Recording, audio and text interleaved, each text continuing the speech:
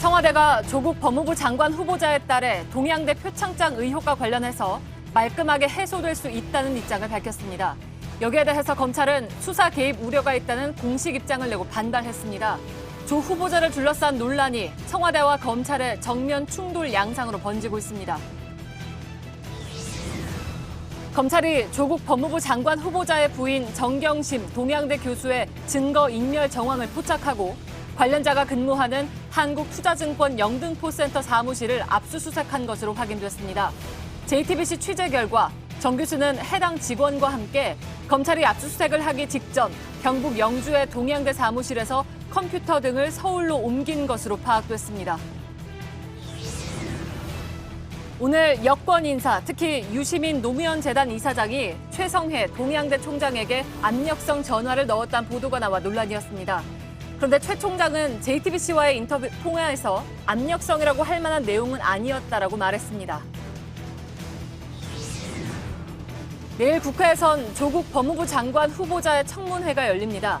여야는 조 후보자에 따를 논문 제1저자로 올린 장영표 단국대 교수 등 증인 11명을 확정했습니다. 한편 대한병리학회는 문제가 됐던 해당 논문을 철회하기로 결정했습니다. 우리나라를 향해 북상하고 있는 제13호 태풍 링링의 강도가 더 세지고 있습니다. 내일 밤부터 태풍의 영향권에 들어가는데 토요일 저녁에 경기 북부 서해안 부근에 상륙할 것으로 보입니다. 국방부가 지난 7월에 이미 호르무즈 해협 파병에 대비해서 파병할 수 있는 육군 전력까지 파악해놓은 것으로 JTBC 취재 결과 확인됐습니다. 트럼프 행정부 고위급 인사의 방한을 앞두고 파병 요청에 대비한 것으로 보입니다. 저는 부산 기장 앞바다에서 아귀를 잡는 고깃배에 타고 있습니다. 그런데 아귀는 이렇게 가뭄에 콩나듯하고 그물에 걸려오는 건 해파리들이 대부분인데요. 한반도 주변 바다에 해파리 개체수가 크게 늘면서 조업에 어려움을 겪는 어민들이 많다고 합니다. 잠시 후 밀착 카메라에서 전해드립니다.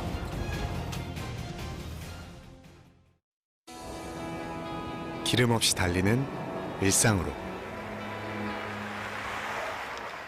내일을 바꾸는 현대수소 전기차. 시청자 여러분, JTBC 뉴스룸을 시작하겠습니다. 조국 법무장관 후보자 청문회를 하루 앞두고 관련 소식이 급박하게 돌아간 하루였습니다. 우선 눈에 띄는 것은 청와대와 검찰의 충돌 양상입니다. 조 후보자 딸의 동양대 표창장이 위조됐다는 의혹과 관련해서 오늘 청와대 고위 관계자가 말끔하게 해소될 수 있다는 입장을 밝혔는데 검찰이 곧바로 수사 개입으로 비칠 우려가 있어서 매우 부적절하다는 공식 입장을 냈습니다. 드물게 보는 일입니다.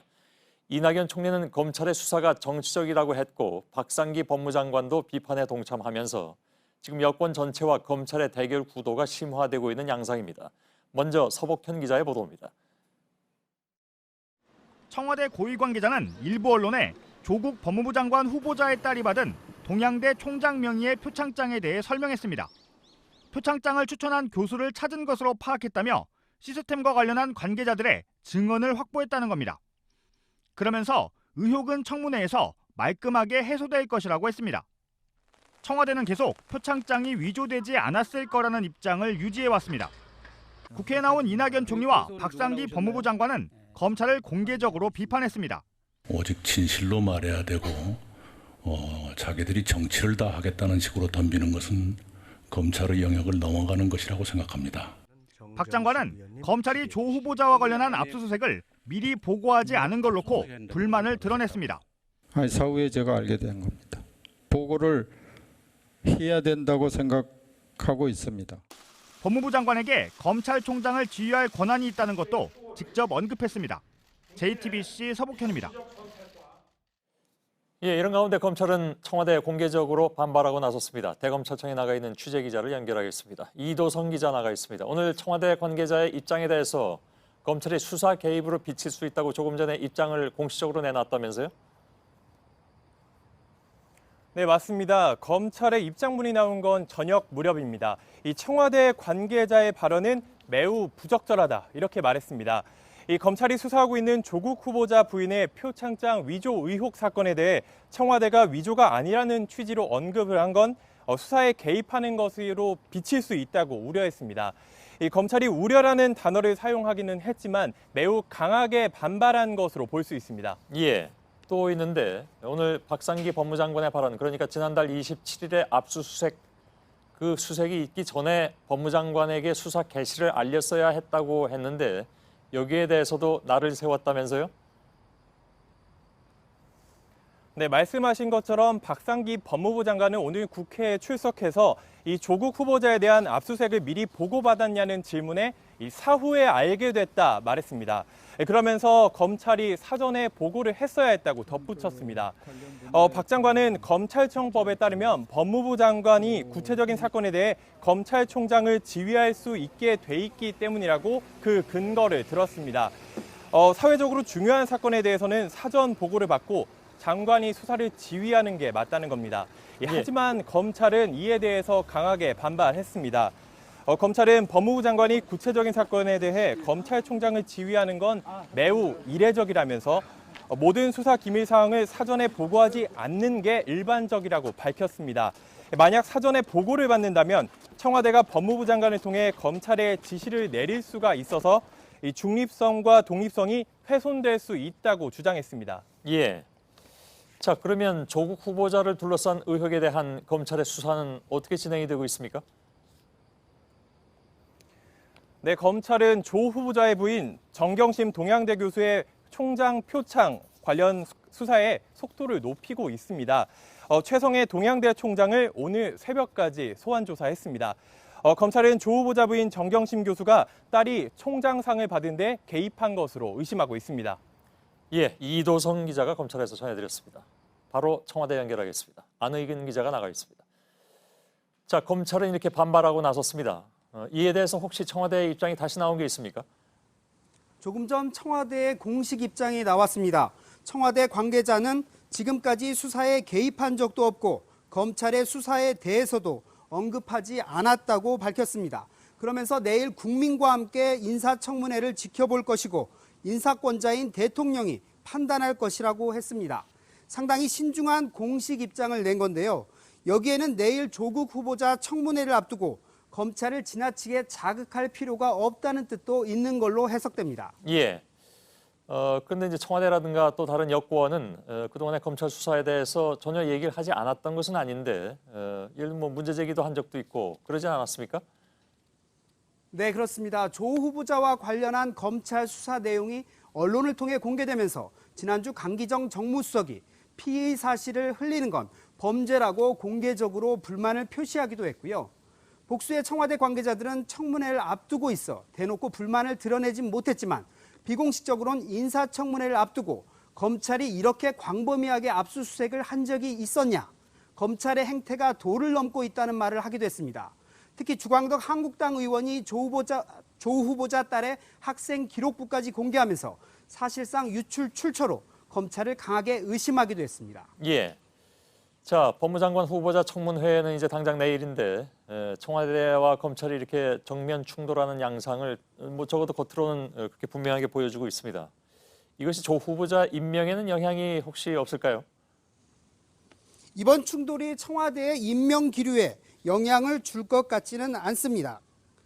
다만 청와대 안팎에선 조 후보자가 낙마할 경우 이번에도 검찰개혁은 끝이라는 말이 돌 정도로 결연한 분위기도 감지됩니다. 물론 공식적인 판단의 근거는 청문회와 검찰 수사가 되겠지만 이런 청와대의 기류도 조국 후보자 임명에 영향을 줄 가능성은 있습니다. 예, 알겠습니다. 청와대에서 안의근 기자가 전해드렸습니다. 검찰은 오늘 한국투자증권의 한 프라이빗 뱅킹 센터를 압수수색했습니다. JTBC 취재 결과 이 회사 직원이 정경심 교수와 함께 이달 초 정 교수 연구실에 들른 것으로 확인됐습니다. 검찰은 지난 3일 동양대 압수수색 당시의 학교 CCTV로 이를 확인하고 증거를 인멸한 단서를, 즉 증거 인멸한 의혹의 단서를 확보하기 위해서 추가 압수수색에 나선 것으로 보입니다. 여성국 기자입니다. 서울중앙지검 수사팀은 지난 3일 경북 영주의 동양대학교를 압수수색했습니다. 조국 법무부 장관 후보자의 딸이 이 학교 총장 명의로 표창장을 받을 당시 관련 기록을 확보하기 위해서입니다. 하지만 검찰은 정 교수의 컴퓨터 등을 찾지 못했습니다.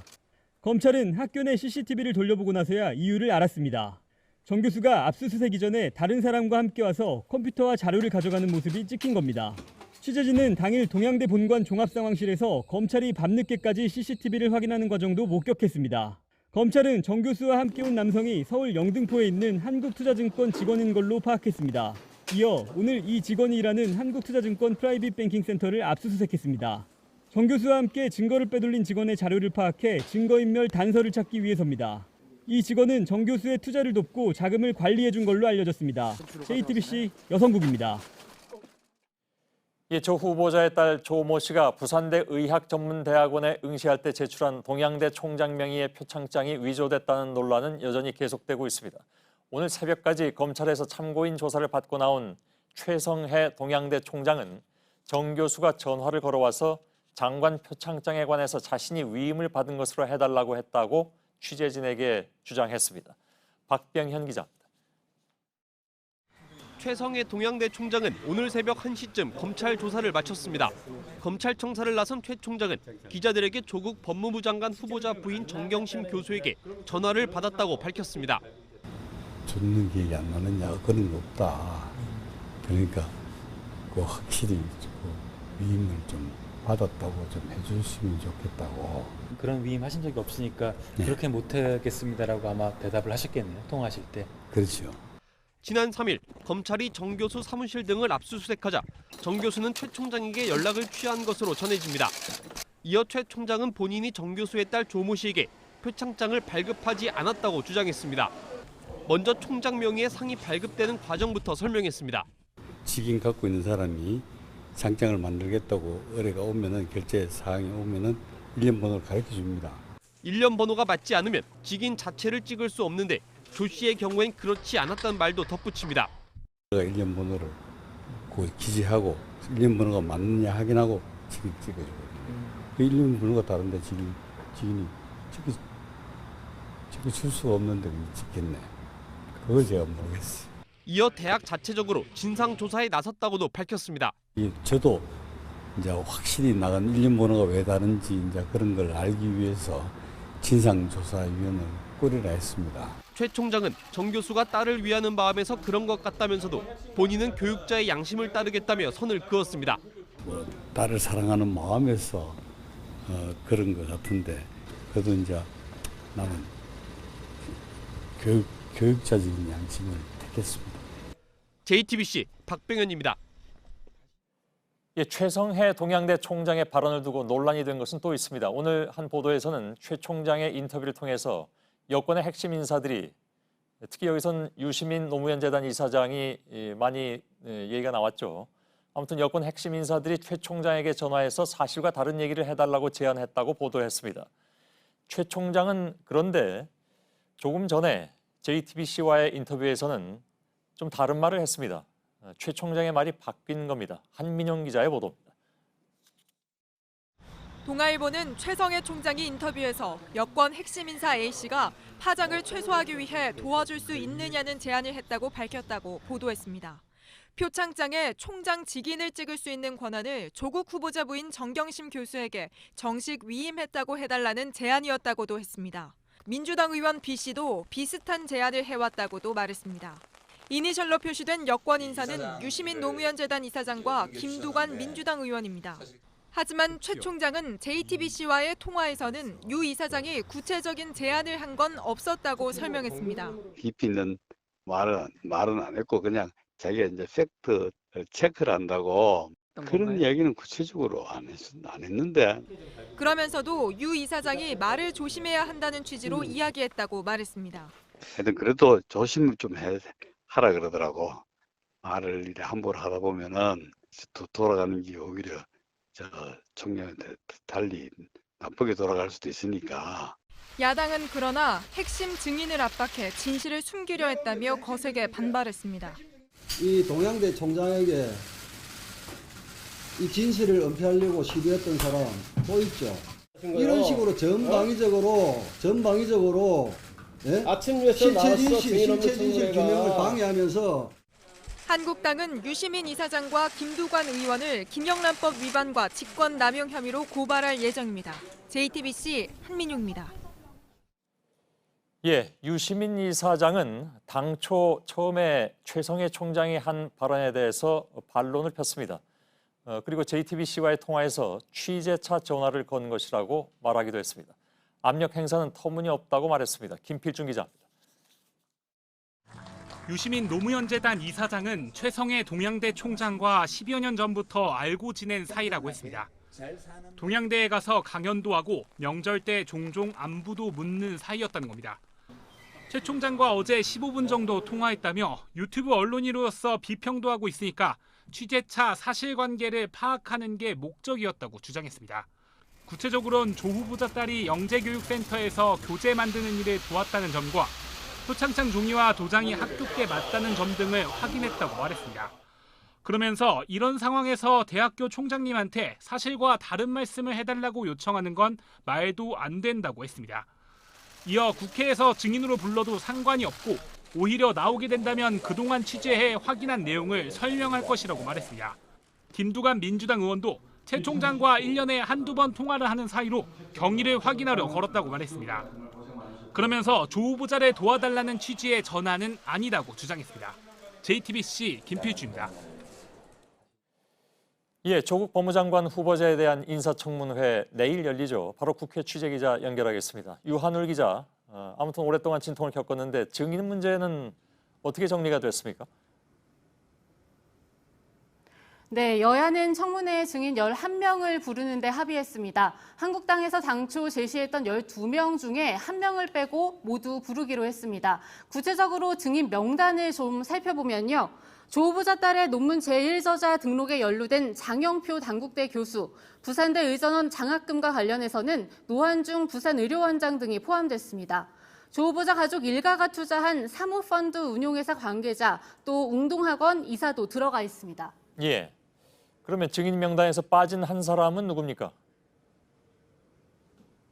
네, 조국 후보자 아내가 지금 재직하고 있는 동양대의 최성해 총장입니다. 오전에 있었던 법사위 여야 간사회동에서 여당이 난색을 표하면서 결국 빠졌습니다. 김도읍 한국당 간사는 이 최 총장 증인 채택을 고수하면 청문회가 무산될 것 같아서 양보했다. 이렇게 회동 뒤에 밝혔습니다. 예. 자, 여야 간사가 이렇게 합의는 했지만 이 안건을 의결하는 법사위 전체 회의에서는 실랑이가 꽤 이어졌다면서요. 그렇습니다. 한국당이 오후 법사위 전체 회의에서 이 최 총장 문제를 추가적으로 논의하자고 하면서인데요. 한번 직접 들어보시겠습니다. 이 상장 부분에 문제가 됐고 또 그것뿐만 아니라 또 그 딸의 조교를 해서 돈이 나간 부분도 있습니다. 그래서 그 부분에 대해서 확인이 필요하기 때문에 증인의 문제를 가지고 오전에 내내 간사들께서 합의하신 내용을 또 여기서 문제 제기를 하면 정말 이거 청문회를 하자는 건지. 예. 네, 증인을 놓고 추가 협상을 하자는 얘기도 나왔지만 결국 협상은 이뤄지지 못했습니다. 예. 자, 오늘 논란이 된 유시민 노무현 재단 이사장을 부르자는 주장도 나왔다면서요? 네, 그렇습니다. 앞서 리포트에서 보신 것처럼 유시민 이사장은 이 청문회에서 부르면 나갈 수 있다는 입장이라고 밝혔는데요. 한국당도 오전 여야 간사회동에서 유 이사장과 김두관 의원을 증인으로 부르자고 주장했습니다. 하지만 여야가 합의하지 못하면서 결국 무산됐습니다. 예, 그 얘기는 여당, 즉 민주당에서 유시민 이사장의 증인 출석을 반대했다는 얘기인가요? 네, 제가 간사들에게 확인한 바로는 그렇습니다. 예. 본인이 나가겠다는데 민주당에서 굳이 막을 필요가 있는 건지 모르겠는데 뭐라고 얘기를 하면서 반대를 했습니까? 제가 그 부분은 추가적으로 좀 더 확인한 뒤에 전해드리도록 하겠습니다. 예, 알겠습니다. 자, 일단 증인이 11명인데 이 증인들은 다 나오지 않을 가능성도 있죠. 그러니까 이게 지금 법적으로 강제력이 없기 때문에. 네, 그렇습니다. 최소 닷새 전에 출석 요구서를 증인들에게 보내야만 이 출석을 강제할 수 있습니다. 따라서 증인 중에 누가 나올지 여부는 내일 청문회를 지켜봐야 할 것 같습니다. 예, 오늘 밤 중에라도 다시 말해서 이제 오늘 11명이 결정이 됐기 때문에 그중에서 몇 명이 나올지 혹은 뭐 안 나온 사람이 얼마나 될지 이건 따로 좀 취재를 해봐야 될 것 같습니다. 네, 추가적으로 알아보도록 하겠습니다. 예, 혹시 그 전에라도 뉴스 끝나기 전에라도 파악이 되면 나올 사람과 안 나올 사람이 어느 정도 파악이 되면 알려주길 바라겠습니다. 유한울 기자였습니다. 지난주 집회를 열었던 서울대 총학생회가 다시 한번 조국 후보자의 사퇴를 촉구했습니다. 총학생회는 오늘 오전에 기자회견을 열고 각종 의혹을 해소하지 못한다면 조 후보자에게는 장관 자격이 없다고 주장하고 나섰습니다. 조 후보자가 재직하고 있는 법학전문대학원 학생들도 재학생 70%가 넘게 참여한 투표를 거쳐서 의혹이 해소될 때까지 조 후보자가 장관 임명을 스스로 거부해야 하고 그러지 못한다면 후보직을 사퇴해야 한다는 내용의 성명을 냈습니다. 네, 다음 소식입니다. 제13호 태풍 링링이 북상 중인 가운데 집중호우로 충북 청주에서 시민 1명이 실종됐습니다. 시간당 50mm 안팎의 게릴라성 호우가 내려서 불어난 하천에 휩쓸려 간 겁니다.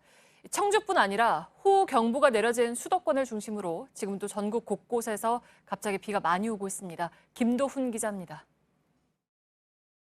소방구조대원들이 하천 양끝을 로프를 연결해 수색 작업에 나섰습니다.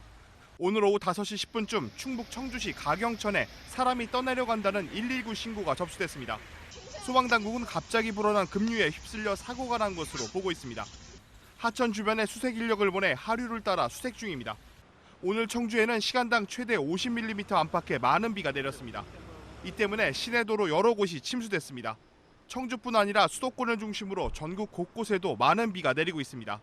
서울 도림천에선 70대 남성이 갑자기 불어난 강물에 고립됐다가 구조되기도 했습니다. 서울과 경기, 강원과 충남, 호남, 제주 지역에는 호우경보와 호우특보가 내려졌습니다. 충남과 호남, 제주 일부 지역에도 시간당 50mm가 넘는 강한 비가 내렸습니다. 비는 내일도 오겠습니다. 돌풍과 함께 천둥, 번개를 동반한 비가 전국 곳곳에 이어져 혹시 모를 사고에 대비해야 할 것으로 보입니다. JTBC 김도훈입니다. 제13호 태풍 링링의 힘은 더 세졌습니다. 현재 강도가 매우 강입니다. 내일 밤부터 우리나라에 영향을 주기 시작해서 모레 저녁 경기 북부 서해안에 상륙하는데요. 나무도 뽑힐 수 있는 근래 보기 드문 강풍이 예상됩니다. 강버들 기자입니다. 오늘 낮 제13호 태풍 링링의 모습입니다. 태풍의 눈이 뚜렷하고 눈 주변 구름띠도 넓습니다. 현재 링링은 강도 매우 강의 중형 태풍입니다. 수면 온도가 29도 넘는 바다 위를 느리게 지나며 수증기를 꾸준히 공급받아 세력이 커진 겁니다. 또 태풍 위쪽에서 불고 있는 북서풍이 반시계 방향으로 도는 태풍에 더해져 회전력이 더 세졌습니다. 우리나라는 내일 밤부터 태풍의 영향을 받습니다. 태풍은 토요일 새벽 제주 바다를 지나 저녁에 경기 북부 서해안 부근에 상륙할 전망입니다. 태풍의 중심이 서울에 가장 가까운 시간은 토요일 오후 6시쯤으로 예상됩니다. 서해안과 내륙을 지나는 내내 강도 강을 유지해 큰 피해가 우려됩니다. 내일과 모레 제주도와 남해안, 서쪽 지방에는 초속 40에서 50m, 일부 섬 지역에는 초속 55m의 강한 바람이 불겠습니다. 나무가 뽑힐 수 있는 수준입니다. 300mm 이상 비가 오는 곳도 있겠습니다. 제주 학교들이 내일 오전 수업만 하기로 하는 등 정부와 지자체들도 태풍 대비에 들어갔습니다. JTBC 강버들입니다. 네, 이 링링과 비슷한 경로와 위력을 가졌던 태풍들이 과거에 있었죠. 2002년 루사, 2003년 매미, 2010년 곤파스. 모두 가을에 발생해서 우리나라에 큰 피해를 줬습니다. 가을 태풍이 특히 강한 이유를 박진규 기자가 짚어봤습니다.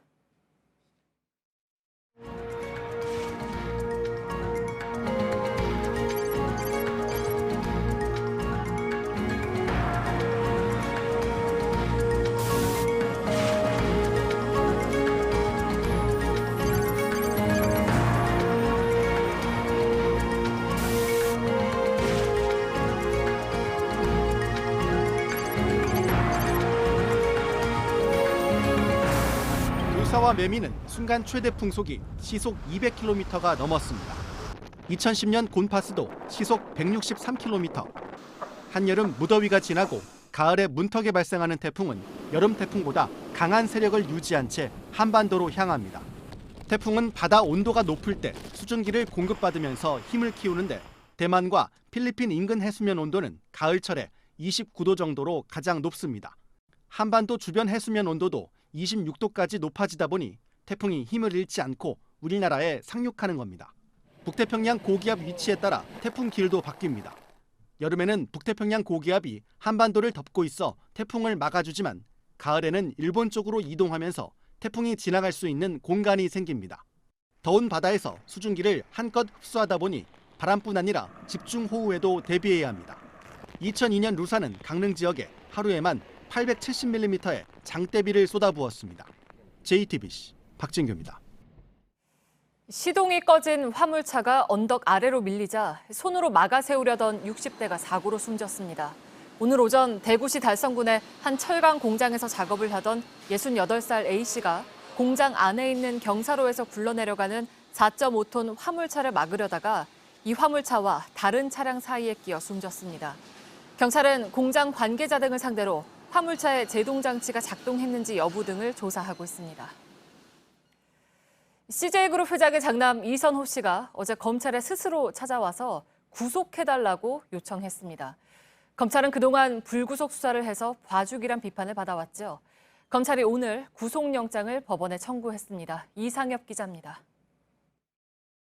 검찰이 오늘 CJ그룹 회장의 장남 이선호 씨에 대해 구속영장을 청구했습니다. 이 씨가 변종대마를 숨겨들여오다 적발된 지 나흘 만입니다. 지난 3일엔 이 씨의 휴대전화를 확보했고 어제 집을 압수수색했습니다. 앞서 어제 오후 8시 20분쯤 이 씨는 검찰에 긴급 체포됐습니다. 그로부터 2시간 전 이 씨는 홀로 택시를 타고 인천지검으로 찾아왔습니다. 이 씨는 검찰에 나로 인해 주위 사람들이 많은 고통을 받고 있는 게 마음 아프다며 법적으로 가능하다면 하루빨리 구속되길 바란다고 말했습니다. 검찰은 그동안 이 씨를 불구속 상태에서 수사해 봐주기라는 비판을 받아왔습니다. 이 씨는 영장 실질 심사도 나가지 않겠다고 전했습니다. CJ그룹 관계자는 이선호 씨가 본인의 잘못에 대해 책임을 지고 어떠한 처분도 달게 받겠다는 뜻에서 포기한 것이라고 전했습니다. 법원은 내일 오후쯤 구속 여부를 결정할 예정입니다. JTBC 이상엽입니다. 한 달 전에 한국 콜마에서 아베를 대단한 지도자라고 치켜세우는 막말 동영상을 틀은 바 있습니다. 윤동한 회장이 사퇴했지만 불매운동은 이어졌습니다. 일본 기업이 아니냐는 의혹도 끊이질 않았죠. 결국 일본 콜마 회장 등 일본인 경영진이 한국 콜마에서 물러나기로 했습니다. 성화선 기자입니다. 한국콜마는 일본인 사내이사 2명과 사회이사 1명이 모두 그만둔다고 공시했습니다. 3사람은 일본 콜마에서 회장과 사장 등을 맡고 있습니다. 한국콜마 임기가 6개월에서 1년 반 정도 남았지만 물러나는 겁니다. 친일 기업이라는 이미지를 벗기 위해서입니다. 지난달 한국콜마는 직원 조회 시간에 극우 성향의 유튜버 영상을 보여줬습니다. 아베를 대단한 지도자라고 옹호하는 영상입니다. 당장 불매운동이 일어났습니다. 주요 판매처인 홈쇼핑에서도 한국콜마가 만든 제품을 안 팔기도 했습니다. 한국콜마 이사 8명 중 3명이 일본 콜마의 임원이라는 사실도 문제가 됐습니다. 결국 문제가 불거진 지 한 달 만에 일본인 이사들이 물러나기로 한 겁니다.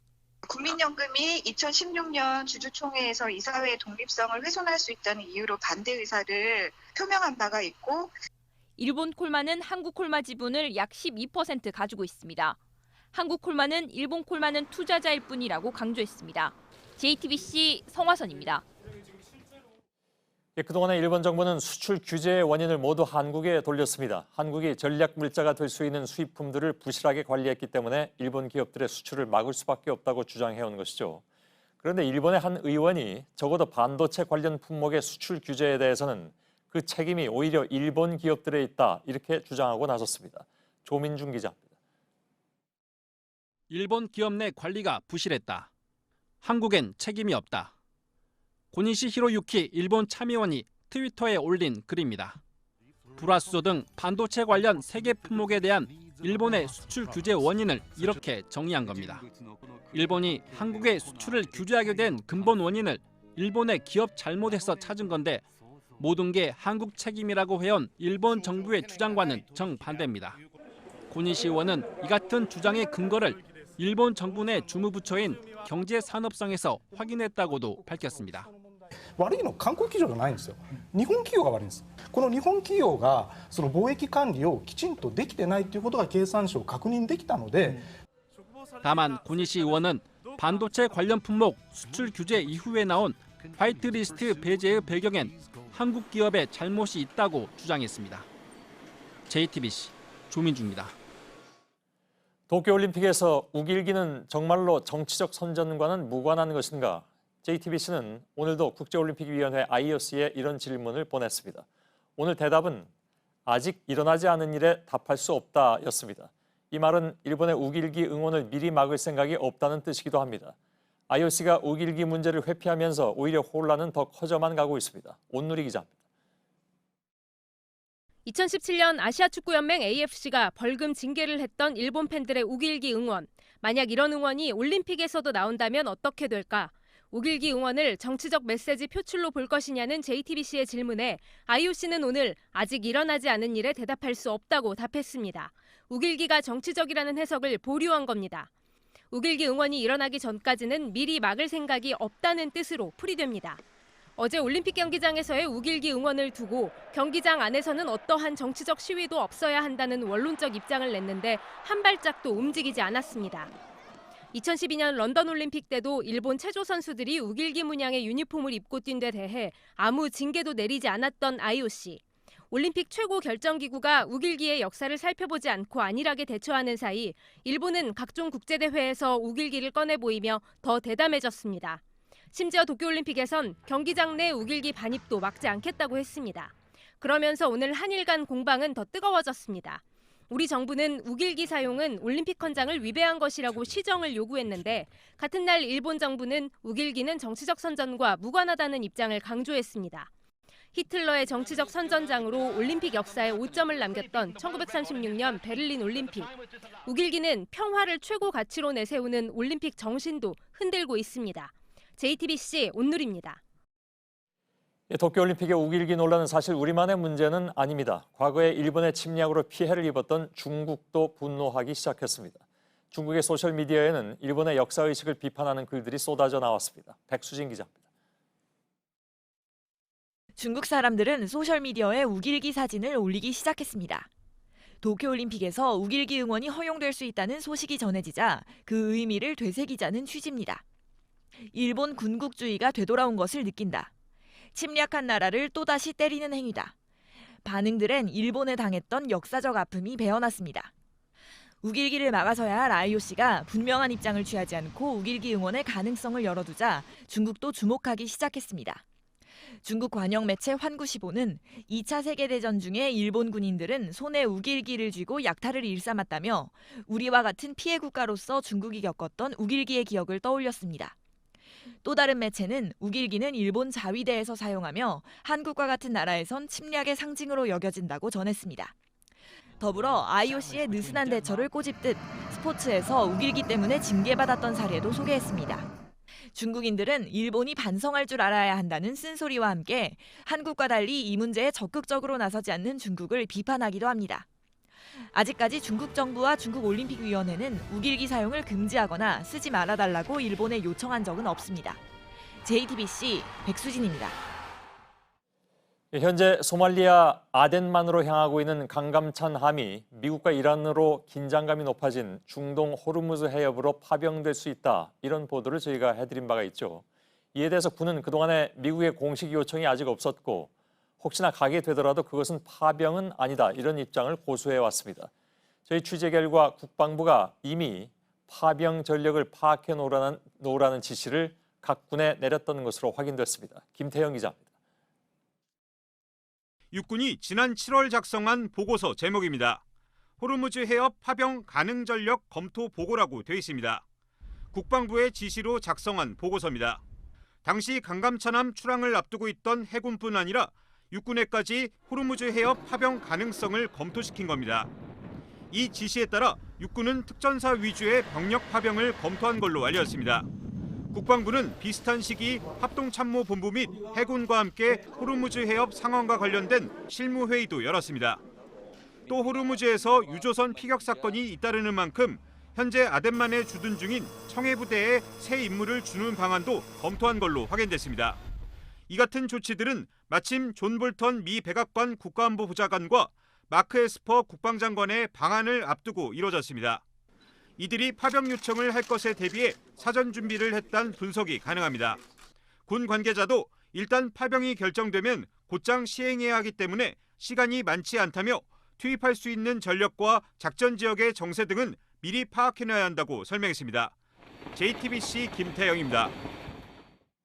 어제 홍콩 정부가 시민들이 석 달 가까이 반대해온 범죄인 인도 법안의 철회를 공식 선언했습니다. 그러나 홍콩 시민들은 여기서 멈추지 않을 것으로 보입니다.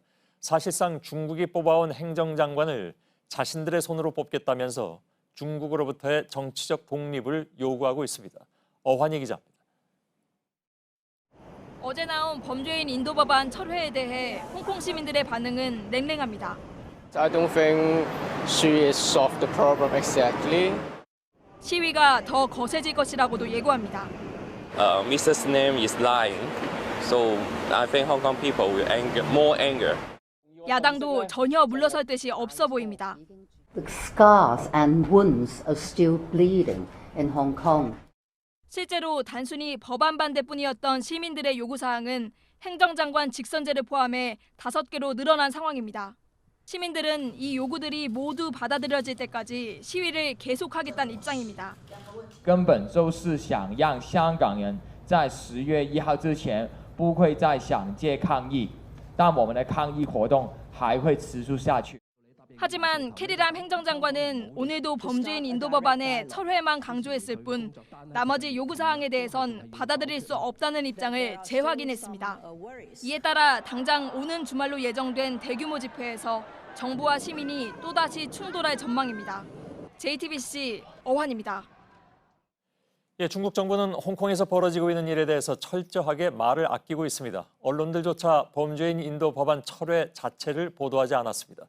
이 때문에 중국이 이런 불편한 침묵의 이면에서 긴급법 발동 같은 다음 수를 준비하는 것이 아니냐, 이런 우려도 나오고 있습니다. 신경진 특파원입니다. 중국 CCTV는 메인 뉴스에 홍콩 정부의 범죄인 인도 법안 철회를 보도하지 않았습니다. 대신 홍콩 시민들의 과격 시위만 부각했습니다. 提出的特区政府和社会各界人士围绕止暴制乱、恢复秩序、进一步凝聚共识并付诸行动的呼吁非常必要和及时。 당 기관지인 인민일보와 자매지 환구15도 모두 법안 철회를 부각하지 않았습니다. 하지만 이런 침묵을 놓고 홍콩 내에선 걱정의 목소리도 나옵니다. 베이징 소식에 밝은 동방일보는 이번 범죄인 인도 법안 철회가 한국의 계엄령격인 긴급법 실시를 위한 사전 정지 작업이란 우려가 퍼지고 있다고 보도했습니다.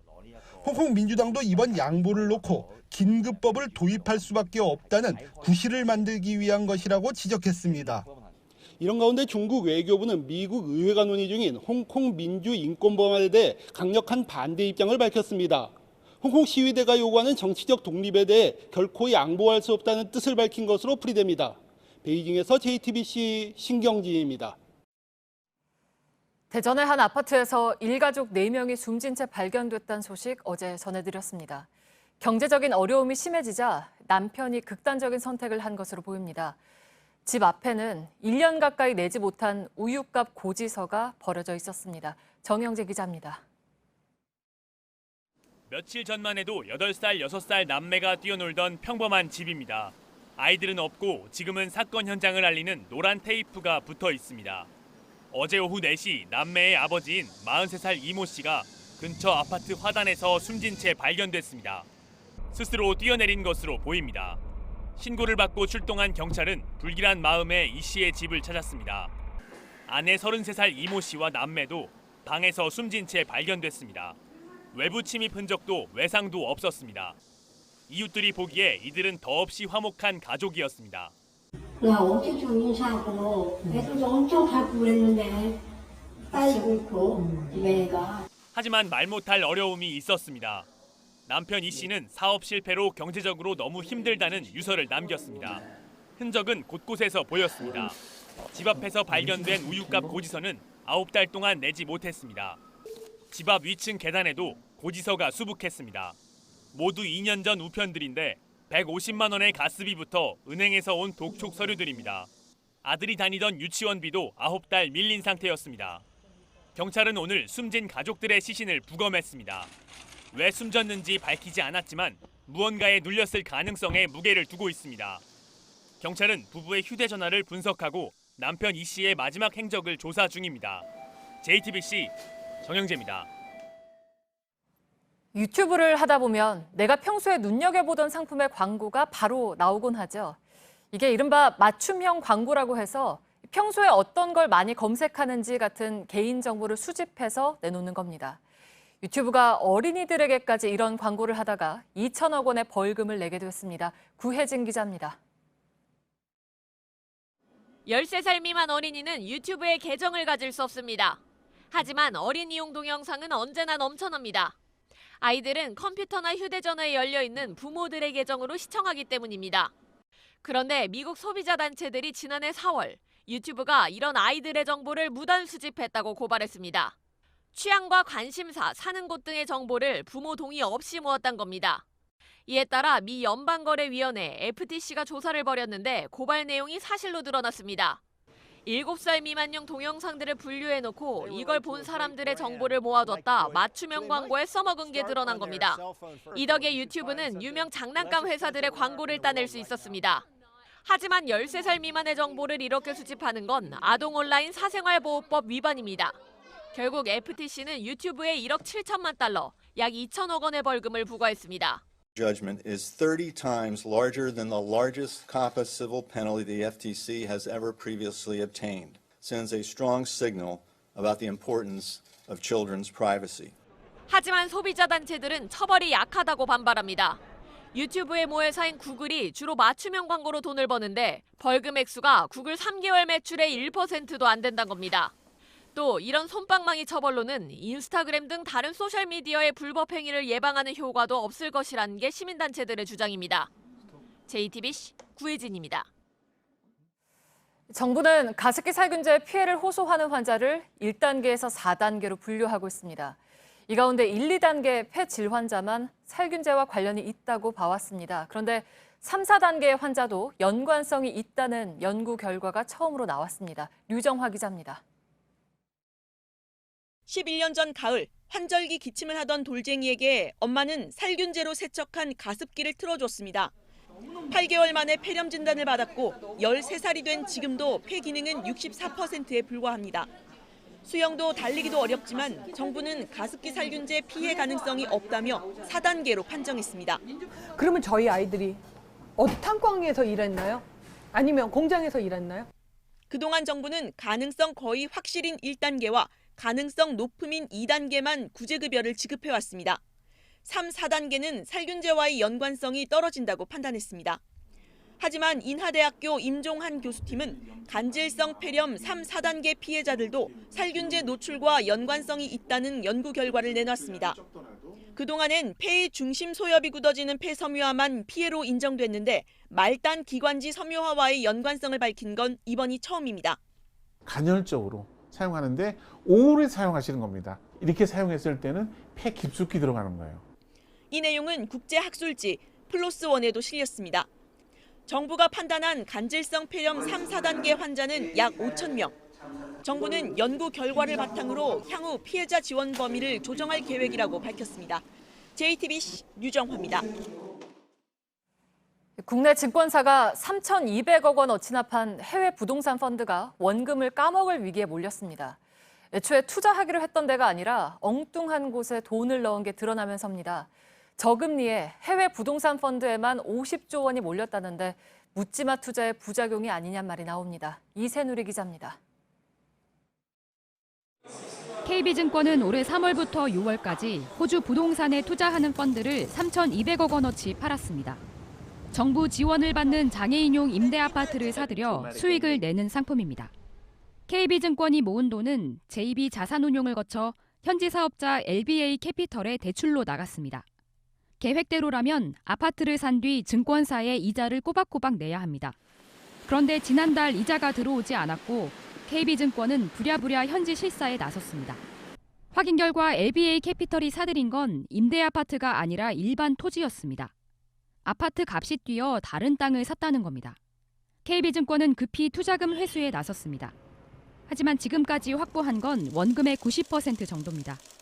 해외 부동산에 투자하는 펀드 규모는 매년 커져 지금까지 50조 원 넘게 팔려나갔습니다. 저금리에 갈 곳 잃은 돈이 몰리면서입니다. 하지만 사전 현지 실사도 제대로 하지 않는 등 관리가 부실한 곳이 많아 투자할 때 주의해야 한다고 전문가들은 조언합니다. JTBC 이세누리입니다. 네, 비가 많이 온 오늘 서울 여의도의 한 공사 현장 주변에서 집안이 무너지는 사고가 났습니다. 다행히 인명피해는 없었지만 갑자기 땅이 꺼지면서 시민들이 많이 불안해했습니다. 하예빈 기자입니다. 인도 한가운데에 커다란 구멍이 생겼습니다. 땅속에 묻혀있던 하수도관이 그대로 드러나 있습니다. 서울 여의도 공사 현장 인근에서 갑자기 싱크홀이 생긴 건 오늘 오후 3시쯤입니다. 직경 5m, 깊이는 4m 정도로 추정됩니다. 사고 현장입니다. 집안이 무너져 내리면서 보도블럭과 가로등이 내려앉아 있는 상황입니다. 지금은 이렇게 포크레인을 동원해서 싱크홀을 흙으로 메우는 작업을 진행 중입니다. 처음 봤을 때는 한두 명 정도? 그 정도 들어갈 구멍이었었거든요. 근데 이제 도로변 쪽에 물이 상당히 많이 생기면서 갑자기 쑥 꺼져서 저희도 되게 당황했거든요. 사무실에 있기는 좀 위험하지 않나라는 생각을 했습니다. 공사 때문에 통행이 막혀있던 곳이라 다친 사람은 없었습니다. 하지만 4시간 넘게 복구 작업이 진행됐고 한전이 더 큰 사고를 막기 위해 전기도 잠시 끊으면서 인근에선 큰 불편을 겪었습니다. 영등포구청과 건설사 측은 폭우 때문에 사고가 난 걸로 추정하고 있습니다. JTBC 하혜빈입니다. 썩은 물에서나 사는 실지렁이가 부산의 한 수영장에서 발견됐습니다. 저희 취재진이 확인을 해보니까 붉은 깔따구의 애벌레였습니다. 물이 오염되면 흔히 나오는 벌레들인데요. 여기에서 강습을 받던 아이들이 장염으로 병원 신세를 지기도 했습니다. 구석찬 기자입니다. 수영장 바닥에 빨간 벌레가 꿈틀거립니다. 한두 마리가 아닙니다. 사급수 같은 썩은 물에 사는 수질 생태오염 지표종인 붉은 깔따구 유충입니다. 5개월 전 처음 발견됐고 지난달 초부터 수시로 나타났습니다. 민원이 계속됐지만 수영장 측은 내버려뒀습니다. 결국 성인 회원 상당수가 가려움을 호소했습니다. 갓 수영을 배우던 어린아이들은 장염으로 입원까지 했습니다. 우리 아이들이 이런 더러운 물을 마시면서 여러 명 항상 배가 아프다고 둥둥 터집니다. 참다 못한 회원들은 지난주 집단으로 항의했습니다. 그제야 수영장 측은 이렇게 물을 다 뺐습니다. 어른과 아이까지 600명이 참여하는 모든 수업도 중단했습니다. 해당 구청과 함께 며칠째 원인을 살피고 있지만 아직도 유충이 어디서 왔는지 파악되지 않고 있습니다. 물이 들어오고 나가는 낡은 배수관으로 흘러던 것으로 추정할 뿐입니다. 부산 한 시민단체가 운영하는 이 수영장은 지어진 지 20년이 넘었습니다. 여력이 사실은 적기 때문에 투자가 안 되는 부분들은 발생할 수도 있죠.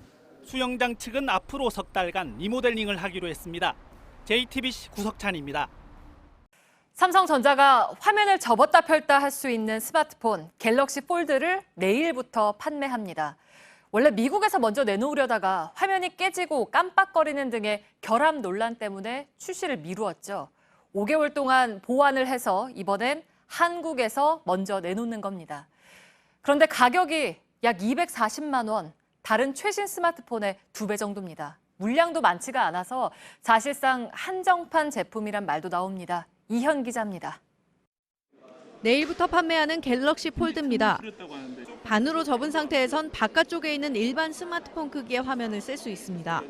펼치면 화면이 태블릿 PC처럼 커집니다. 한 화면에 앱 3개까지 띄워놓고 쓸 수 있습니다. 이렇게 바깥쪽 화면을 통해서 영상을 보다가 그대로 펼치면 안쪽 화면에 보던 영상이 나타납니다. 갤럭시 폴드는 지난 4월 미국에서 먼저 나올 예정이었습니다. 그런데 현지 기자들이 미리 제품을 써보면서 화면이 깜빡거린다거나 접히는 부분에 이물질이 들어가는 등 여러 결함이 발견됐습니다. 5달 만에 다시 내놓은 제품은 접히는 부분에 이물질이 들어가지 않게 보호캡을 붙였습니다. 필름도 떨어지지 않게 테두리 밑으로 넣었습니다. 문제는 가격입니다. 239만 8천 원. 최근 출시된 갤럭시 노트 10 5G 모델보다 115만 원 비쌉니다. 낯선 형태인데다가 가격도 비싼 만큼 소비자 반응에 맞춰서 판매량을 조절할 걸로 보입니다. JTBC 이현입니다. 항공사 마일리지가 남아있지만 그냥 묵혀두고 있는 분들 계실 겁니다. 항공권을 끊기에는 부족하거나 성수기에 마일리지용 좌석을 찾기가 어려워서겠죠. 이 자투리 마일리지에 현금을 보태서 일반 좌석을 예약할 수 있게 하는 방안이 추진됩니다. 송지혜 기자입니다. 공정거래위원회는 최근 항공사들의 마일리지 제도를 개편하자고 제안했습니다. 가장 눈에 띄는 건 마일리지와 현금을 섞어 쓰는 방식을 도입하는 겁니다. 인천에서 미국 로스앤젤레스로 가는 대한항공 왕복 항공권은 현금으로 사면 120만 원, 마일리지를 쓰면 7만 마일이 필요합니다. 그런데 앞으로는 현금 40만 원에 5만 마일리지를 섞어 사는 방식도 가능해질 수 있다는 겁니다. 델타항공, 루프트한자 등 외국 주요 항공사는 이미 이런 복합 결제 방식을 도입했습니다. 공정위가 나선 건 마일리지를 쓰기 어렵다는 소비자들의 불만이 커지면서입니다. 항공사들은 마일리지로 살 수 있는 좌석을 미리 지정해 놓는데 성수기엔 예약이 쉽지 않습니다. 또 올해부터는 유효기간 10년이 지난 마일리지는 자동으로 사라집니다. 항공사들은 신중한 입장입니다. 고객의 편의를 위해 마일리지 활용 방안을 다양하게 검토 중이지만 아직 결정된 사안은 없습니다. 공정위는 마일리지를 카드 포인트로 바꿔 쓸 수 있게 하는 방안도 제안해 놓은 상태입니다. JTBC 송지혜입니다. 내년부터 서울의 초등학교 3학년과 중학교 1학년생 모두 기초학력평가를 받습니다. 학생들의 기초학력이 떨어지고 있다는 판단에 따른 겁니다. 이자영 기자입니다. 지난 3월 교육부가 내놓은 학업성취도 평가 결과입니다. 수학 과목의 경우 전체 중고등학생의 10명 중 1명이 기초학력에 미치지 못하는 걸로 나타났습니다. 이런 결과를 반영한 서울교육청이 내년 3월부터 모든 학생들을 대상으로 기초학력 진단검사를 하기로 했습니다. 대상은 학업 난이도가 높아지는 초등학교 3학년과 중학교 1학년입니다. 초등학교 3학년은 읽기 쓰기와 세마기 능력을, 중학교 1학년은 여기에 교과학습 능력까지 평가받게 됩니다. 대신 학교들이 6개 진단검사 방법 중에 하나를 선택해 치르고 평가 점수는 공개하지 않을 방침입니다. 기초학력 진단검사는 1등을 판별하기 위한 조사가 아니라 기초학력이 낮은 학생들을 조기에 발견하여 최적의 지원을 제공하기 위한 것입니다. 서울시 교육청은 교원단체 등과 협의해 부작용을 최소화할 수 있도록 보완해 나가겠다고 밝혔습니다. JTBC 이자연입니다. 최근 무차별 총기 난사 사건이 잇따르면서 미국 사회가 충격에 빠져 있죠. 결국 사람들이 많이 찾는 업계 1, 2위 마트들이 손님들의 총기 휴대를 제한하겠다고 발표했습니다. 로스앤젤레스에서 부소현 특파원입니다. 미국 전역의 매장 2,700여 개를 운영 중인 마트 체인 크로거가 손님들의 총기 휴대를 금지한다고 발표했습니다. 총기를 가지고 오는 고객은 매장에 들어오지 못하게 하겠다는 겁니다. 앞서 미국 최대 마트 체인인 월마트도 총기류 휴대 방식을 제한하겠다고 발표했습니다. 총기를 드러내놓고 다니는 걸 허용하지 않겠다는 겁니다. 월마트는 이와 함께 권총과 소총용 탄약의 판매도 중단하기로 했습니다. 미국 언론은 마트업계 1, 2위인 두 업체의 이 같은 조치가 총기 규제 강화 여론에 힘을 실어줄 것이라고 기대하고 있습니다. 월마트는 지난달 3일 텍사스주 엘페소 매장에서 총기 난사 사건이 발생한 뒤 총기 판매 자체를 중단하라는 압박을 받아왔습니다. 하지만 전미총기협회는 수치스러운 일이라며 이들 마트를 비난하고 나섰습니다. 월마트의 발표가 나오자 매장 내 총기 휴대 금지가 오히려 고객들의 안전을 해치는 것이라며 범죄자에게 책임을 묻는 효과보다 고객을 위험에 빠뜨릴 가능성을 더 키운 선택이라고 비판했습니다. 로스앤젤레스에서 JTBC 부소윤입니다. 신입 여자 직원을 성폭행한 혐의로 재판에 넘겨진 이른바 한샘 사내 성폭력 사건의 가해자 박모 씨에게 법원이 징역 3년을 선고하고 법정 구속했습니다. 재판부는 박 씨가 피해자의 신뢰를 이용해 성폭력을 저질렀다며 피해자를 무고로 고소하는 등 반성하지 않고 있다고 밝혔습니다. 국가보훈처가 국가인권위원회의 권고에 따라서 장손의 개념을 바꾸기로 했습니다. 그동안 보훈처는 독립유공자 자녀의 취업을 지원할 때 장손의 뜻을 장남의 장남으로 해석해왔지만 앞으로는 남녀 차별 없이 첫째 자녀의 첫째 자녀로 바꾸기로 했습니다. 추석 차례상 장을 전통시장에서 보면 22만 5천 원, 대형 마트를 이용하면 31만 3천 원이 드는 것으로 조사됐습니다. 이번 주 기준입니다. 농수산식품유통공사는 가을 장마와 13호 태풍 링링의 영향으로 다음 주부터 농산물 가격이 오를 수 있다고 했습니다. 내년부터 은행과 보험 등 모든 금융사가 소비자의 신용을 평가하는 방식이 달라집니다. 지금은 10개 등급으로 나누어서 보는데 이걸 1000점 만점인 점수로 바꾸어서 대출 여부와 금리를 결정합니다. 금융감독원은 이번 조치로 240만 명의 대출 이자가 약 1%포인트가량 낮아질 걸로 봤습니다.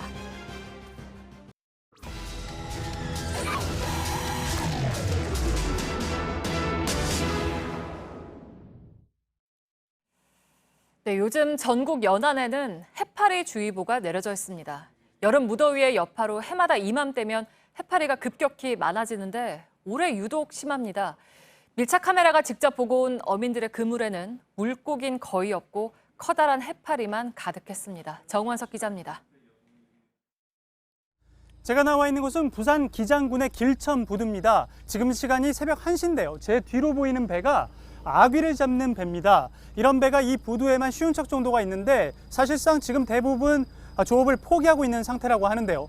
바닷속에 거대한 해파리들이 너무 많기 때문이라고 합니다. 도대체 상황이 얼마나 심각한지 저도 이 배를 타고 함께 바다로 나가보도록 하겠습니다. 어둠을 헤치고 40여 분을 나아갑니다. 해저 90m 깊이에 던져놓는 800m 길이의 그물망. 4시간 후 동틀 무렵인 오전 5시 40분부터 그물을 올리기 시작합니다. 아귀 같은 물고기는 보이지 않습니다. 1시간여 동안 아귀는 불과 3마리 정도. 물고기는 보이지 않고 해파리와 다시마만 올라오고 있습니다. 워낙 해파리가 많다 보니까 이 선체 곳곳에 해파리 잔해들이 튀어 있는데요. 저도 해파리 잔해가 자꾸 몸에 튀는 바람에 지금 얼굴이나 목 등이 상당히 따가운 상황입니다. 해파리가 이렇게 죽었다고 하더라도 독성이 강하기 때문에 절대 맨몸에 닿게 해서는 안 된다고 합니다. 이 해파리가 이렇게 튀면 저렇게 튀면 몸에 닿으면 사람이 병원에 가서 주사를 맞고 치료를 받아야 돼요. 이게 엄청 따가워요. 거대한 해파리들이 물 위로 끌려 올라옵니다. 크기가 1m가 넘는 큰 해파리들은 대부분 그물을 끌어올리는 과정에 산산조각이 나곤 합니다. 하지만 비교적 크기가 작은 경우에는 이렇게 모습이 온전하게 보존이 된 경우들도 있는데요. 크기를 재보면은 대략 한 40cm 정도 되고요. 그다음에 겉에 피부가 상당히 단단합니다. 해파리가 터지면서 저렇게 터지면 그물이 쫙쫙 찢어져 버려요. 그래도 조업이 안 되는 겁니다. 600만 원어치 이상 그물을 투망을 하면 한 일주일 정도 수결하면 그물을 못 써요. 그물도 망가지지만 어민들은 물고기 자체가 줄어든 이유도 해파리와 무관하지 않은 것 같다고 말합니다. 아직뿐만 아니고 해파리 바람에 지금 어영량이 많이 되게 된다고. 해파리는 독성이 있으니까 이거 고기 같은 거 저기 가지고 빨아먹잖아. 보통 때면 1시간 정도면 그물을 끌어올리는 양망 작업이 끝나지만 해파리와 다시마 때문에 3시간이나 걸렸습니다. 돌아가는 길에 만난 다른 고깃배. 마찬가지로 해파리들만 끌려 올라오는 모습이 포착됐습니다.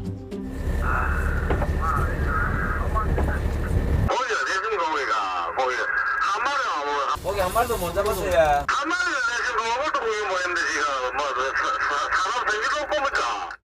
지금 시간이 오전 9시 반, 밤샘 작업을 마치고 부두로 돌아왔습니다. 하지만 수확량은 이전 것과 합쳐가지고 2박스밖에 되지 않습니다. 일은 힘들고 위험한 데다 이렇게 수확량은 많지 않다 보니 어민들 입장에서는 조업을 피할 만도 한 것 같습니다. 평소에는 한 600kg, 500kg, 600kg 많이 잡을 때 1톤까지 잡으시는데 지금은 보시다시피 한 30kg, 30kg밖에 못 잡죠. 얼마 전에는 해운대 해수욕장에도 노무라 입깃 해파리가 출몰해 피서객들이 대피하는 소동이 벌어지기도 했습니다. 올해는 개체수가 더 늘어 해파리 주의보까지 내려진 상황이지만 서식 환경과 퇴치법에 대해선 정확히 알려지지 않았습니다. 그렇다 보니 매년 해파리가 대거 출몰할 때마다 어민들은 강제 휴업할 수밖에 없다며 씁쓸해하고 있습니다. 밀착 카메라 정원석입니다.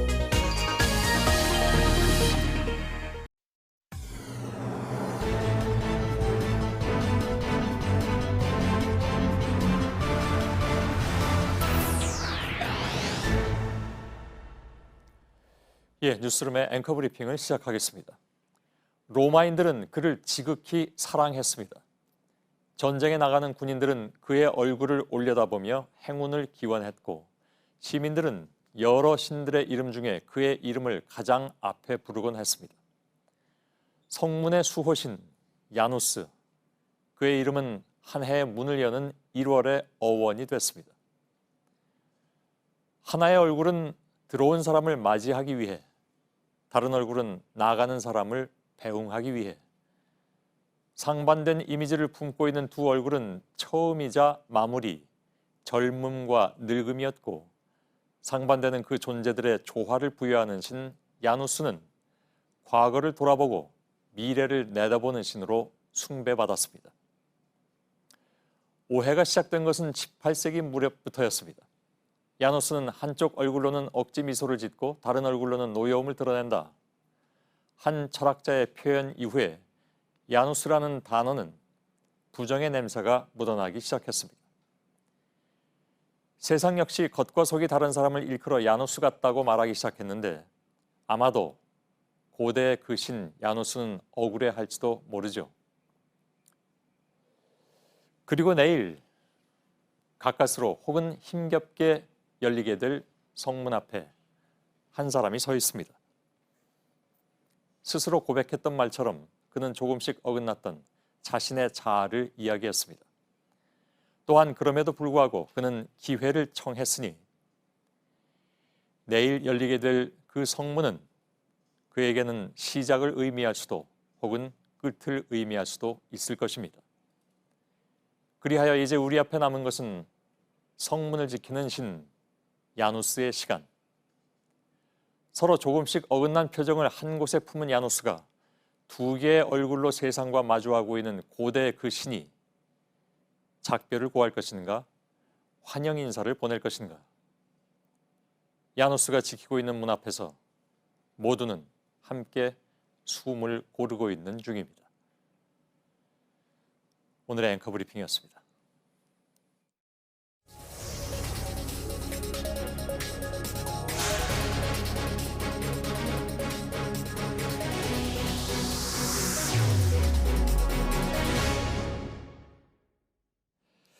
오늘 저녁에 들어온 소식은 대한병리학회가 조 후보자의 딸이 제1저자로 오른 의학 논문을 취소하기로 결정했다는 소식입니다. 내일 청문회를 앞두고 논란이 더 커질 것 같습니다. 취재 기자가 지금 대한병리학회 사무실 앞에 나가 있습니다. 배양진 기자가 나가 있는데요. 자, 학회가 논문을 취소했다는데 어떤 이유입니까? 네, 대한병리학회는 오늘 오후 6시에 편집위원회를 열어서 조 후보자 딸의 논문 취소 여부에 대해 논의를 했습니다. 예정 시간을 조금 넘겨서 결론이 나왔습니다. 예. 학회는 장영표 교수가, 논문의 책임저자인 장영표 교수가 단국대 연구윤리위원회의 승인을 받지 않았는데도 논문에 받은 것처럼 허위 기재했다고 밝혔습니다. 이 승인이 없었기 때문에 연구 논문은 내용은 학술 그리고 내용적 판단을 받을 대상이 아니라고도 밝혔습니다. 또 논문을 쓴 장영표 교수를 제외한 5명 저자들의 역할도 불분명하다 이렇게 밝혔습니다. 그러니까 장영표 교수가 사실상 논문을 혼자 다 썼다고 보면 된다는 겁니다. 예.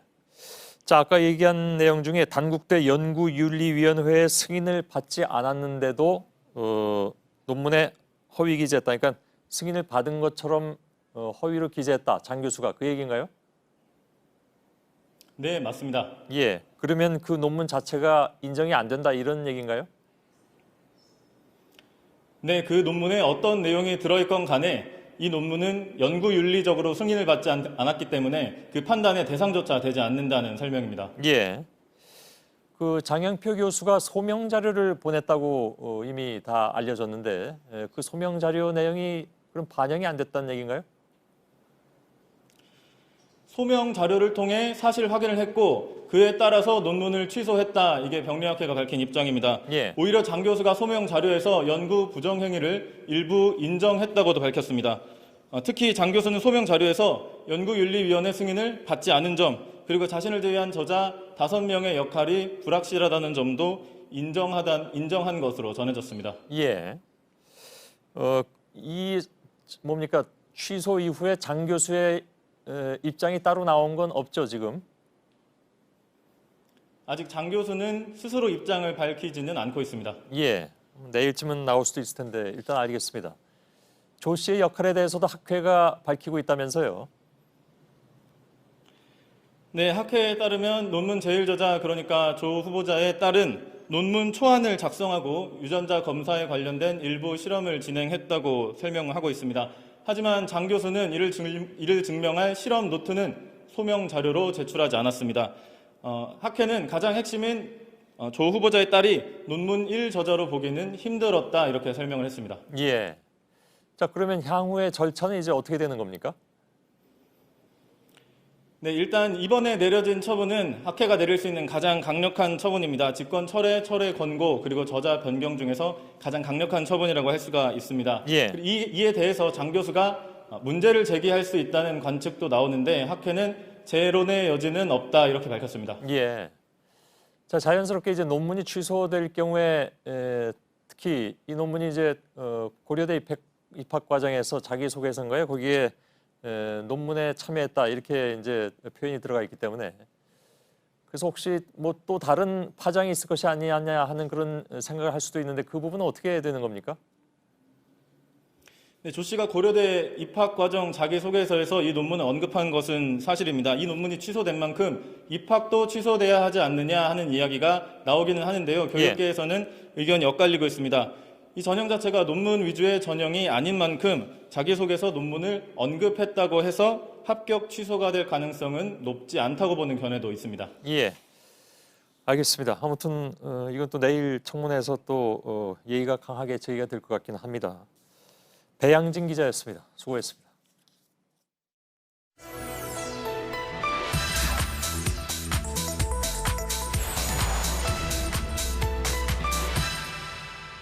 委員会においては、旭日旗は日本国内で広く使用されており、旭日旗の掲示そのものが政治的宣伝とはならず、旭日旗を持ち込み禁止品とすることは想定をしていない、そういう方針であるということを承知しています。 네, 팩트체크 이가혁 기자와 함께하겠습니다. 지금 보시는 이 사진은 2013년 동아시안컵 축구 한일전 모습입니다. 일본 관중이 우길기를 들고 응원을 해서 논란이 됐습니다. 그런데 방금 일본 정부의 공식 입장을 들으신 것처럼 내년 도쿄올림픽에서도 이런 모습이 나올 가능성이 큽니다. 네, 앞서 도쿄올림픽 조직위원회도 우길기는 금지 품목이 아니다라고 밝힌 데 이어서 오늘 일본 정부가 한 번 더 입장을 굳힌 겁니다. 우리나라에서는 대체 올림픽에서 우길기를 좀 못 쓰게 할 수는 없는 거냐 이런 의견이 많습니다. 네, 못 쓰게 할 수 없습니까? 방법이 없습니까? 네, 따져봤는데 현실적으로 막는 게 쉽지는 않습니다. 올림픽 대회 운영은요, 올림픽을 개최하는 개최국의 조직위원회의 권한입니다. 도쿄올림픽 조직위원회가 자신들의 방침을 고치지 않는다면 방법이 없습니다. IOC 헌장 50조 2항에는 올림픽에서 어떠한 형태의 시위나 정치적 또 종교적 혹은 인종적 선전도 허용되지 않는다고 나와 있습니다.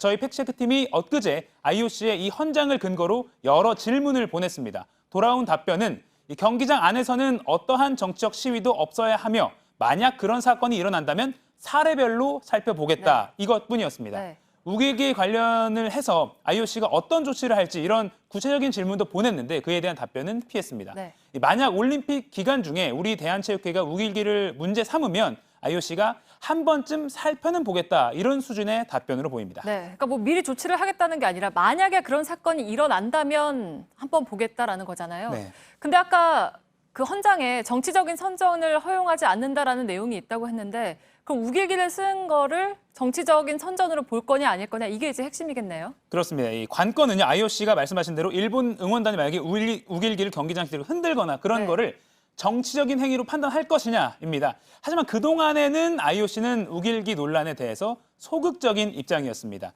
2012년에 런던 올림픽 당시 일본 유니폼이 우길기를 본뜬 것이다 이런 논란이 있었습니다. 우리 대한체육회가 당시에 문제를 삼았는데도 당시 IOC 위원장은 우길기 유니폼이 문제가 된다는 사실은 이 자리에서 처음 듣는다. 적어도 IOC 내에선 논란이 되고 있지 않다라고 밝힌 바 있습니다. 네. 이제껏 올림픽에서 우길기 관련한 제재가 있었던 적은 한 번도 없었습니다. 네, 일본이 뭐 우리나라나 중국처럼 자신들 때문에 역사적으로 좀 피해를 본 나라들 입장을 모를 리가 없지 않겠습니까? 네, 그래서 일본도 스포츠 무대에서 우길기를 쓰면 좀 문제가 될 수 있다는 점은 인식하고 있습니다. 네. 지금 이 팜플렛 안내 책자 하나 보시죠. 2008년에 베이징 올림픽 당시에 중국에 있는 일본 대사관이 이 자국민에게 올림픽 관람 때 이런 걸 좀 가지고 오면 문제가 될 수 있다라면서 예를 든 것이 바로 우길기입니다. 또 올림픽은 아니지만 2017년에 아시아 축구연맹 챔피언스 리그에서 당시 일본 응원단이 우길기를 사용해서 일본 프로팀이 연맹으로부터 중징계를 받았습니다. 네. 이후에 이 해당 팀뿐만 아니라 일본 여러 프로축구팀이 관중들에게 우길기 사용을 자제해달라라는 공지를 이렇게 띄워놓은 상태입니다. 이 상대를 정치적 또는 민족적으로 모욕할 수도 있다 이런 판단에서 그런 겁니다. 그런데 정작 이번에 도쿄올림픽 조직위원회는 우길기가 아무 문제 없다는 식의 태도를 보이고 있죠. 조화로운 인류 발전이라는 게 올림픽 기본 정신인데 과연 이게 맞느냐라고 되묻지 않을 수 없습니다. 네, 그런 도쿄올림픽 조직위원회의 판단이 결국에는 아베 정권에 기류하고 다 있는 거겠죠? 네, 그렇게 볼 수 있습니다. 일본 외무성은요, 지난 5월에 홈페이지에 이렇게 우길기는 전통적인 문양일 뿐 전쟁 범죄 상징이 아니다는 취지로 영문 홍보물을 올렸습니다. 하지만 우길기가 일제 군국주의 상징이자 과거 전쟁 범죄를 떠올리게 한다는 내용은 나와 있지 않습니다. 반면 우리나라는 항의 입장을 표명한 것 말고는 뚜렷한 대응 방안이 없습니다. 외교부는 최근에 시정될 수 있도록 관련 부처와 계속 노력하겠다 정도 밝힌 수준이고요. 네. 2012년에 우길기 유니폼 논란 당시에 대한체육회가 앞으로 시간을 두고 좋은 전략을 짜보겠다라고 국회에서 밝혔는데 그 후에 어떤 전략이 나왔는지는 지금까지 알려진 게 없습니다. 네, 팩트체크 이가혁 기자였습니다.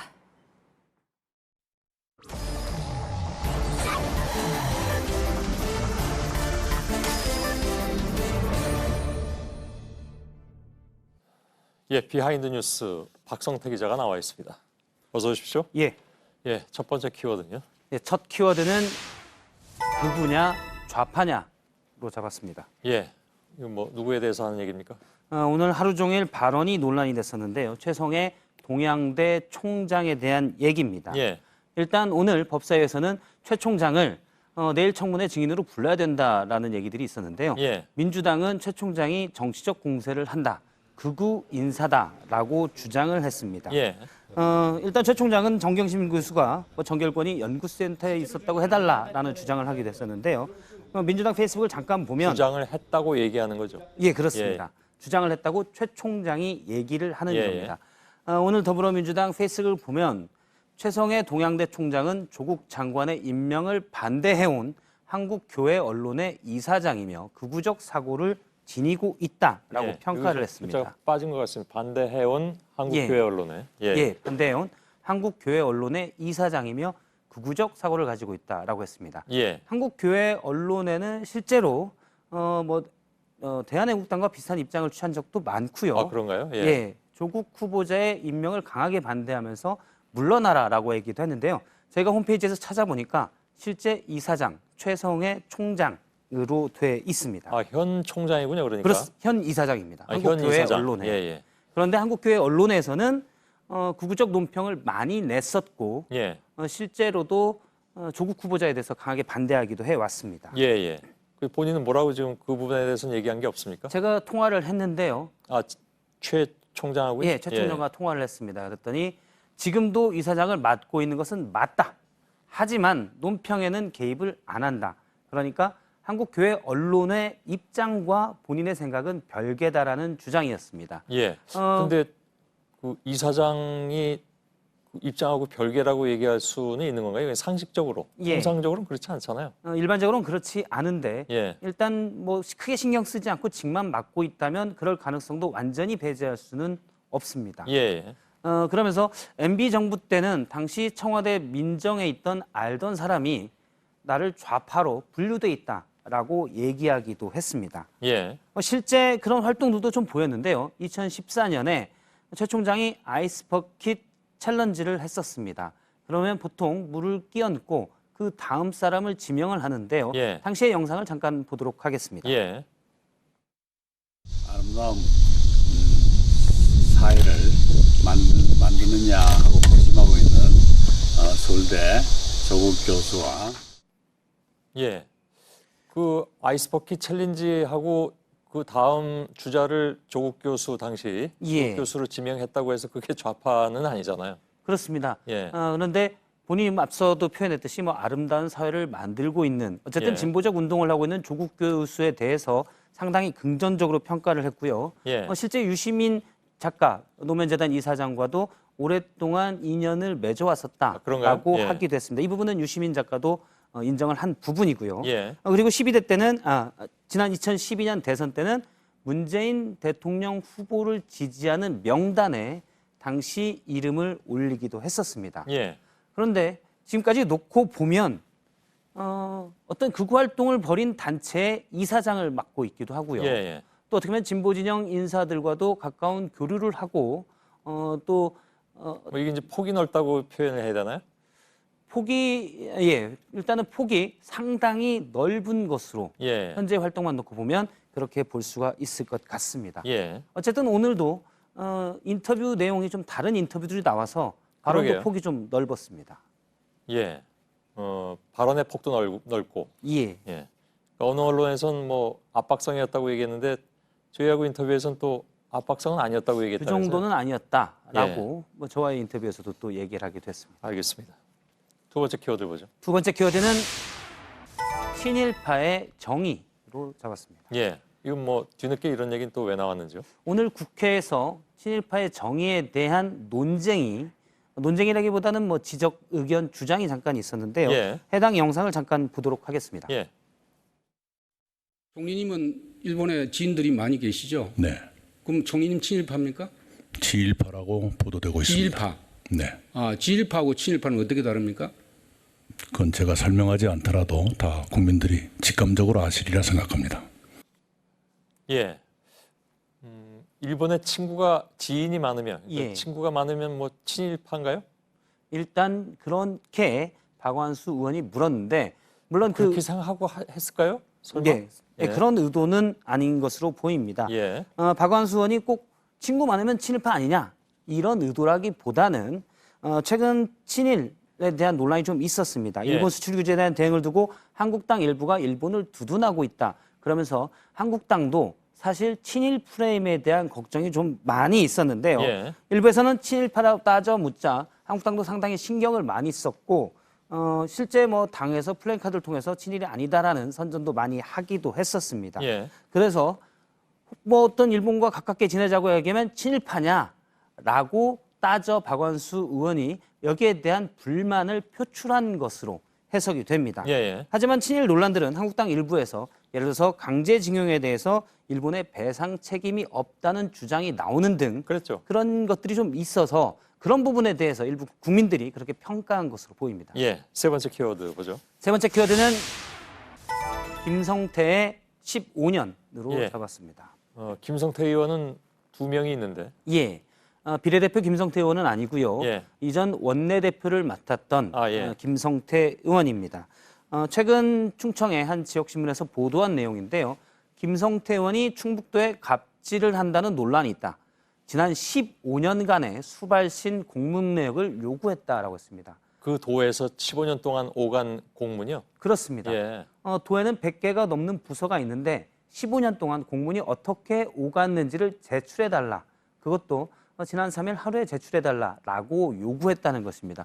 충북도청 관계자는 현지 언론과의 인터뷰에서 부서만 100개가 넘는데 사실 따지고 보면 수십만 개가 될 수 있습니다. 그 많은 공문 내역이 왜 필요한지 모르겠다라고 밝혔습니다. 궁금하네요. 왜 필요하다고 했는지. 일단 도에는 설명하지를 않았습니다. 일단 뭐 내역을 내라고 했는데요. 도에서 추측하는 건 있는데 물론 전 부서에 다 내라고 했기 때문에 전 부서가 같이 연관된 게 과연 뭐냐라는 궁금증인데요. 도에서 추측키로는 얼마 전 김 의원이 제천 화재 참사와 관련돼서 징계 관련 자료를 제출해라라고 했는데 이 징계 내역에는 개인정보가 있기 때문에 제출할 수 없다라고 충북도가 거부를 했습니다. 그래서 이에 대한 불만으로 모든 공문서에 수발신 내역을 제출하라라고 요구한 것으로 해석을 하고 있습니다. 일단 의원 측에서는 한 언론과의 인터뷰에서 15년치 내역은 엑셀 파일로 저장이 되기 때문에 오래 걸리지 않을 것이다 라고 보고는 있습니다. 하지만 15년치를 어쨌든 엑셀 파일에 다 입력을 하는 것은 시간이 오래 걸릴 것으로 보입니다. 알겠습니다. 비하인드 뉴스 박성태 기자였습니다. 수고했습니다. 전라도와 충북, 강원 일부 지역에 호우특보가 내려진 가운데 내일도 비가 오겠습니다. 서울과 제주도, 강원 영서 지역에는 천둥, 번개와 함께 많게는 120mm가 넘는 비가 예상됩니다. 전라도 일부 지역에는 시간당 50mm의 강한 비가 올 거란 예보입니다. 내일 청문회는 저희들이 특보 등을 통해서 자세히 잘 전해드리겠습니다. 저희들은 내일도 최선을 다하겠습니다. 여러분 고맙습니다.